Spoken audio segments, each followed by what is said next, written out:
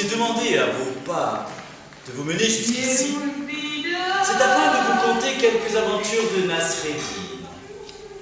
Nasreddin était un homme du XIIIe siècle. C'était un maître, un Hodja. Pour les uns, il était sage et élevé. Pour les autres, c'était un fou, un innocent. Que je vous conte une histoire. Que Dieu fasse qu'elle soit belle, que Dieu fasse qu'elle soit longue, et se déroule dans vos âmes comme un long fil d'or.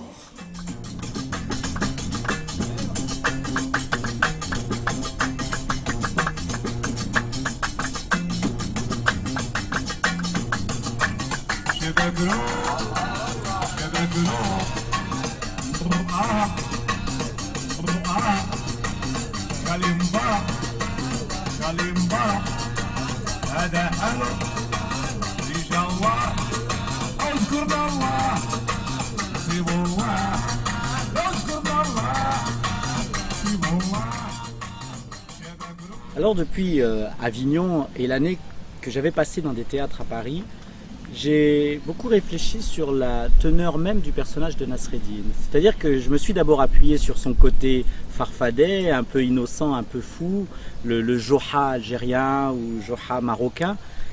Et puis, au fur et à mesure de mes rencontres et de mes voyages, j'ai commencé à comprendre sa sagesse perse. J'étais en Algérie au Festival international du théâtre d'Alger et j'ai rencontré un intellectuel qui m'a présenté des gens au Maroc qui organisaient un festival sur l'oralité et la résistance, le mot comme outil de résistance. Et ça a fait écho à mon travail sur Nasreddin et j'ai eu comme le sentiment que ce Nasreddin-là du XIIIe siècle eh bien, trouvait dans ce festival sa place. C'est cette image-là qu'il présente, celle de quelqu'un qui refuse d'entrer dans un moule. Il passe toujours pour un fou et nous savons que tous les fous ne sont pas aussi vides de sens que la société veut bien leur faire endosser.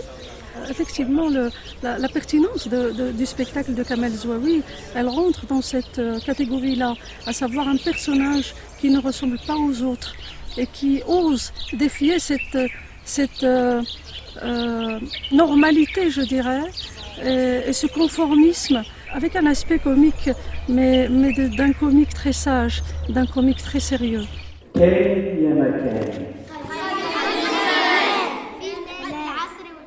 أنا اليوم معاكم اليوم أنا معكم لأحكي لكم قصة من نسميه بجحا. Il y avait dans le village de Joha, il y avait une place centrale. Il y avait autour de cette place des arbres. Il y avait des dattiers.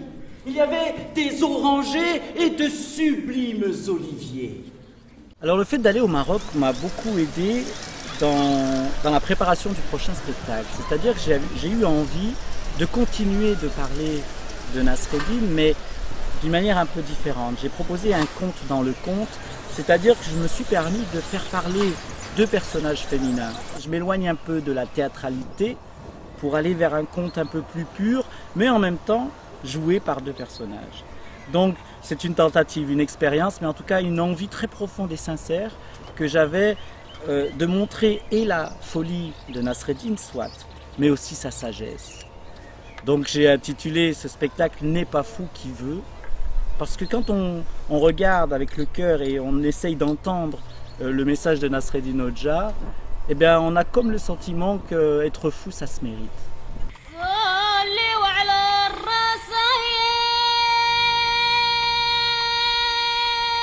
Salam alaikum, la belle, alhamdulillah. Ça va ma soeur, ton mari va bien, ta fille va bien. Oh, je suis contente de te voir. Allez, dis-moi, qu'est-ce qui t'amène jusqu'à chez moi? Alaikum salam. Oui, tout va bien, enfin presque. Est-ce que ton mari est là? Non, il n'est pas là, son âne l'a sorti. Mais qu'est-ce que tu veux à mon mari? Y a-t-il eu quelque chose qui s'est passé? Il s'est encore moqué de mon mari, il l'a ridiculisé sur la place publique. Mais non, c'est ton mari qui a du mal comprendre, comme d'habitude. Tu dis toujours que c'est la faute du mien. Non, regarde le tien un peu. Écoute, ma sœur.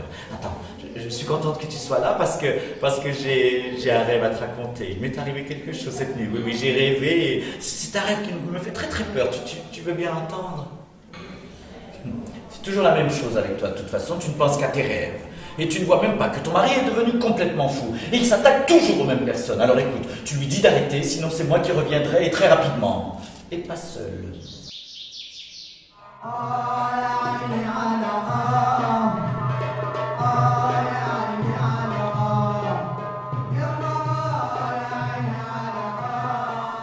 C'est vous, tutti frutti.